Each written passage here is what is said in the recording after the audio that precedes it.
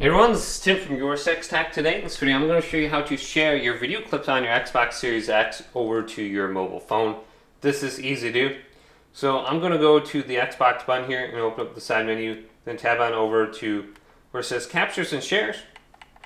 Then let's go down to Recent Captures, and then we can go to Show All. So under Show All we can see all our video clips that are uploaded. So we do have to wait for it to upload to Xbox Network. So we can see the ones on our console. These aren't all uploaded yet, and it's uploading on the right side. So I'm going to choose an upload that's from the past here. So let's go to Fortnite right here. Press the button with the 3 lines on it, and then we can go to Share.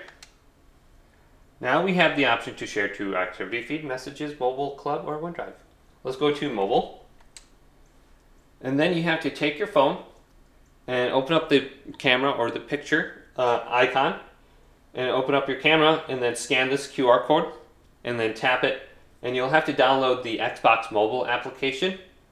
And with the Xbox mobile application you should be able to bring open your video clips on your phone.